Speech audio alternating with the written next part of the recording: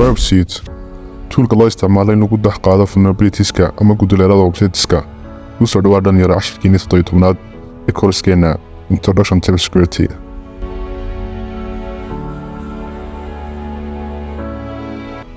Sidaan hore u soo sheegnay, Burbsuit waxaa loo isticmaalaa shaqooyin badan marka la hubinayo ammaanka websiteska. Shaqooyinkaas waxaa ka mid ah in lagu dhex qaado guduleelada application mapping-ka oo ah in lagu daraaseeyo structure-ka iyo pageska web application-ka. waxaa sidoo kale loo adeegsan karaa in lagu dhex galo fariimaha u dhexeeya serverka iyo qofka fariinta diraya iyo waxyaabo badan oo kale ayaa loo adeegsan karaa Burbsuit. haddaba waxaynu la soo degno Burbsuit waxaana jira laba nooc oo kale ah community oo ah qaybta freega ah iyo professional oo ah qaybta lacagta ah ayna ku jiraan features badan oo fancy ah. toolkan waxyaabaha kale ku fiican yahay ka mid ah in lagu isticmaali karo operating systems kala duwan oo aan khaas u ahayn Linux. marka hadda waxaan ku isticmaalayaa operating systemka caadiga umana baahni inaad soo furto virtual machine-kii aan hore u shaqnay ee Ubuntu ahaa. ugu horreyn soo gal browserka kadibna waxaad ku qortaa Burbsuit kadibna soo gal Burbsuit website-kan lagu magacaabo Portswigger oo ah shirkadda develop gareysay Burbsuit. kadib hoos u soco waxaad soo dejisataa community edition-ka oo ah qaybta freega. kadib waxaad gelinaysaa halkan email-kaaga ayaad gelinaysaa. marka hadda uma baahan yahay email-kayga geliyo waxaan soo furanaya email temporary ah. waxaad ku qortaa tmail kadibna soo furo email temporary ah si aad ugu setup garaysato kan past ku dheh kadibna download taabo.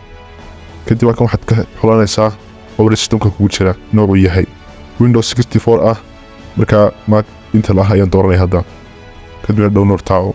sidaas ayuu kugu soo degayaa. markuu ku soo dego soo install garee.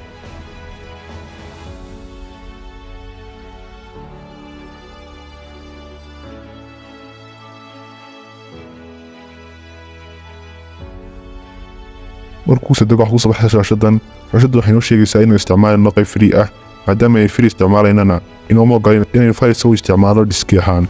marka waa temporary projects lagu isticmaalay memory-ga ama RAM-ta. kadib next taabo kadib start per taabo soo baxaya. halkan toolbarka waxay naga soo baxaya tabs badan waxaana ugu horeeya dashboard waa meesha laga controlo automatic taskiska sida scanka. qaybta ku xigta waxa lagu magacaabaa target waxaana ka soo baxda ama laga arkaa xogta targetka. waxaa ku xiga proxy oo ah meesha inoo oggolaanaysa inaynu intercept garayno ama dhex galno fariimaha u dhexeeya browserka iyo web application-ka. waxyaabahaas oo dhan way arki doonaa qaar ka mid ah shaqooyinkooda loo isticmaalo. balse cashirkeena maanta waxaan ku qaadan doonaa qaybta lagu magacaabo proxy waxaa inoo oggolaanayaa inaynu dhex geli karno fariimaha u dhexeeya browserka iyo web application-ka. marka sabab bilowda waxaad taabanaysaa intercept of si uu anu noqdo kadibna waxaad taabanaysaa open browser oo inoo soo furay browserka. kadib waxaad qoraysaa website-ka magaciisa aad rabto inaad eegto fariimaha soo socdaan tusaale ahaan Google. markii waxaa inoo soo baxaya fariimihii dhex maraya kan. kadib waxaan arkaynaa inay fariintii markiiba inoo soo dhacday innaga. proxy waxa uu samaynayaa waa inuu dhex galo fariinta aad u dirtay serverka.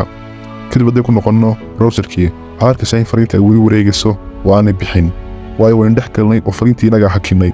kadib haddaad rabto inaad u sii dayso serverka taabanaysaa forward marka taabato waxay noo soo baxaysaa xog ka duwantii hore. haddaad u fiirsato dhanka kale waxaa noogu qoran inspector oo ah inaan xogta wax ka bedeli karno.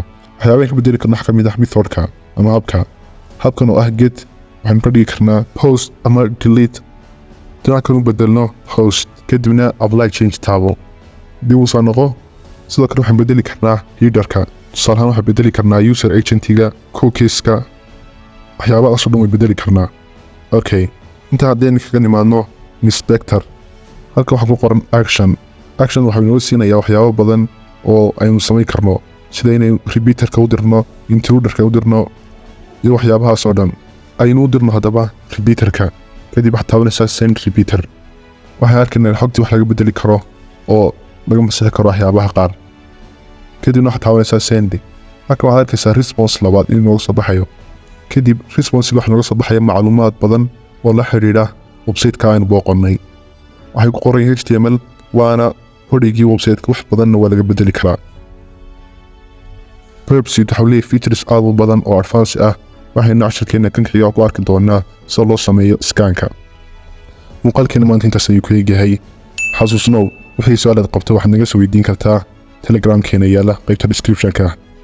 muuqaalkeenana waxa uu ahaa wax ku saabsan Perpsuit.